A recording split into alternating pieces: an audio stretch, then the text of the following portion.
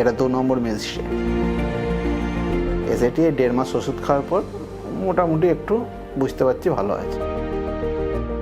1.5 মাসে আমার জ্বালা যন্ত্রণা কিছু হয়নি। এই খাওয়া দাওয়াতে আমার কোনো অসুবিধা হয়নি, আর জ্বালা যন্ত্রণাও হয়নি। সব দিক দিয়েই ভালো আছে আমি। আমার নাম মাসুমউদ্দিন শেখ, আমার বাবার নাম হচ্ছে কাসেম আলী শেখ, বয়স হচ্ছে 63 বছর। আমি আসছি অমরিকা কানলা সাতপুকুর থেকে। এটা 2 নম্বর মেজিস্ট্রেট। আগে গলায় একটা ছোটো টিউমার ছিল, ওখান থেকে ধরা পড়লো, এখানে টেস্ট করে অমরিকা কানলায় নিয়ে যাওয়া হয়েছিল বোম্বে। রিপোর্ট হয়ে 1.5 মাস বাদ বাড়ি চলে আসা হয়। ওখানে বলেছে যে ক্যান্সার হয়েছে, দিয়ে এটি ওখান থেকে এসে আমরা এখানে এসেছি। এসেটি 1.5 মাস ওষুধ খাওয়ার পর মোটামুটি একটু বুঝতে পারছি ভালো আছে। আমি প্রথমে নাক কান গলার ডাক্তার তারপরে এখান থেকে বায়োপসি একটা করলো, পরীক্ষা করে বললো এটা ক্যান্সারের জীবাণু আছে। তারপর আমার জামাই ছিল, জামাইকে ফোন করলাম, জামাই একটু ভয় হয়ে গেল, বর্ধমানে নিয়ে গেল। ওখানে ডাক্তার বললো অপারেশন করে দেবো।